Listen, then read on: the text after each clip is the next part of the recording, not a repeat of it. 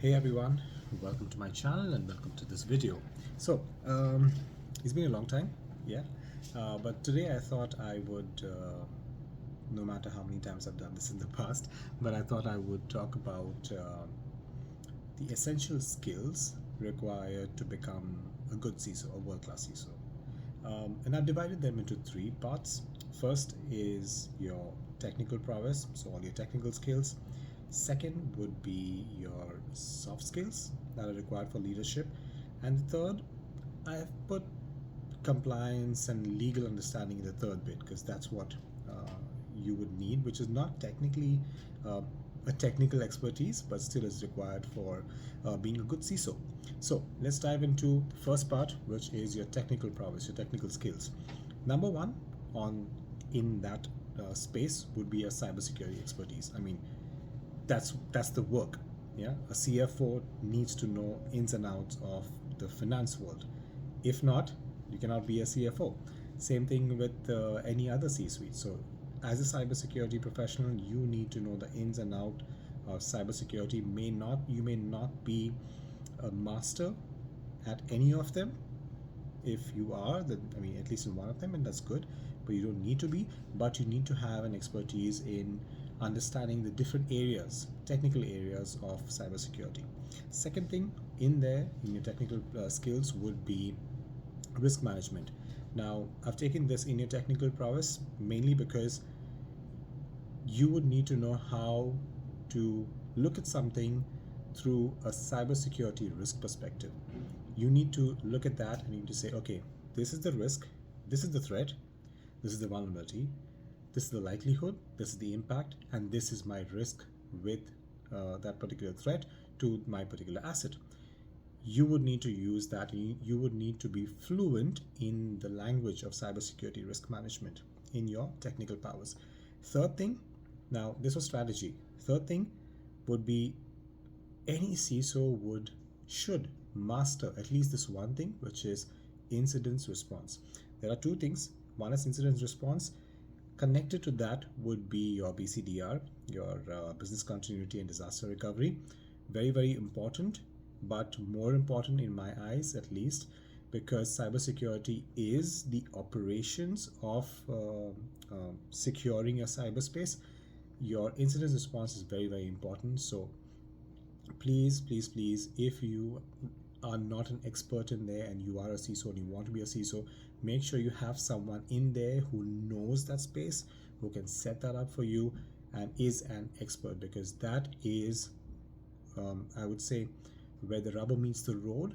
And if there is a threat, there's a risk, and there's a likelihood, or if the incident happens and if it has a big impact, your organization, your team, you could be affected, your clients, vendors, I mean, whoever's connected with you would be affected. So incident response is very, very, very important for you to know and be an expert at. Make sure you have your usual incident response plans. You practice those plans. Everyone knows what they are doing, and that's about it. I mean, you need to master that. You need to have that under your belt at any organization or any market that you go as a CISO.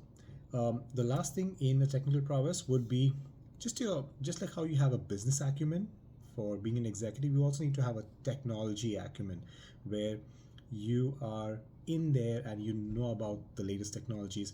Not necessarily, hey, this is the latest SIM, let me install this. Now this is the latest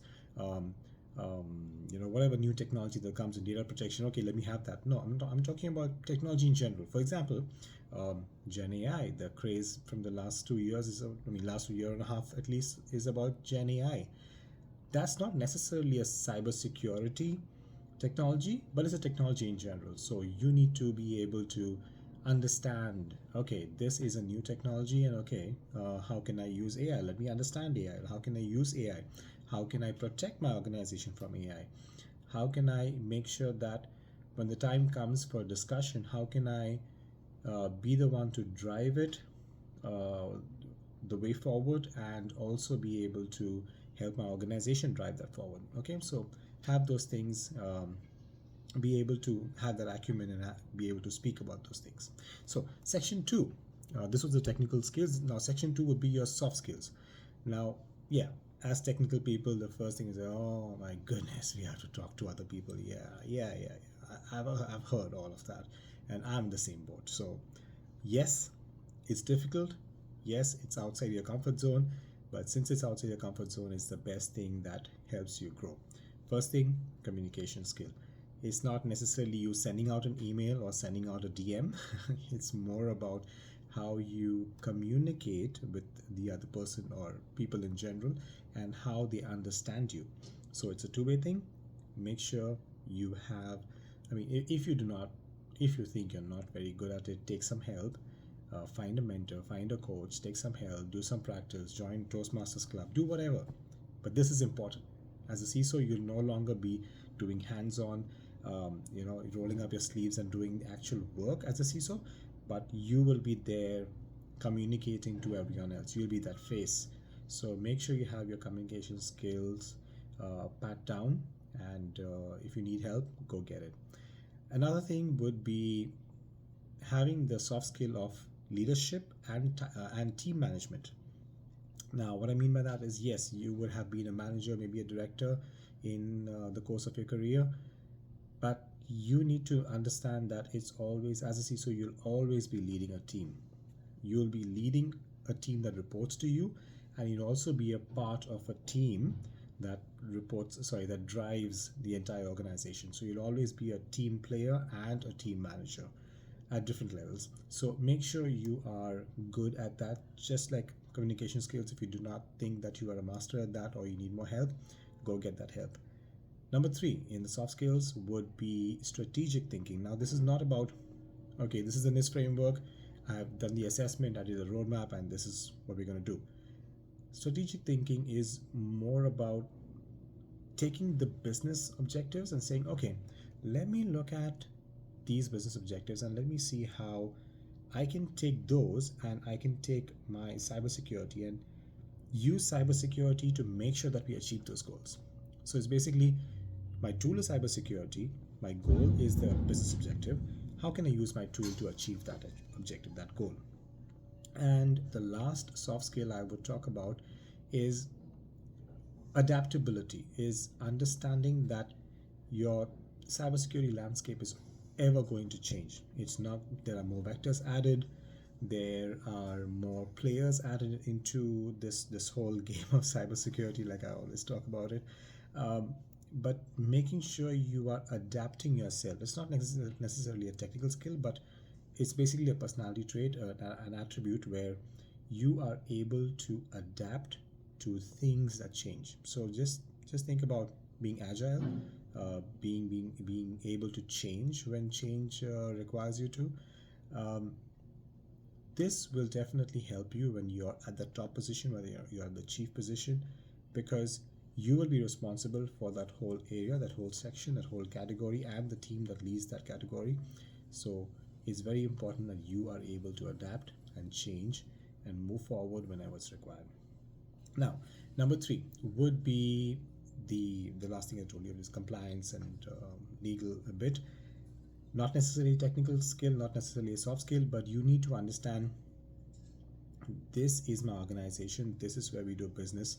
What are the things that I'm supposed to, or the organization is supposed to comply with, to make sure that we are staying compliant and staying true to what's required of the organization, and also its commitment to its product, services, and the customer in general.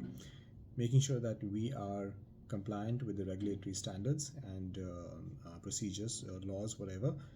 You need to be able to discern and understand them. Obviously, you need help from the other teams as well, but you need to have a fair understanding of them.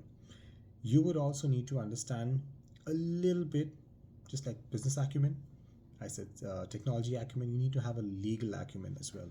Now, not necessarily you would need to know all the jargon and all the laws, at the tip of your tongue, but you would need to understand that, okay, these are the legal implications of certain things on your business, or these are cybersecurity areas, and these are these legal concerns to those things in the cybersecurity, because anyway, you will be responsible for all of those things.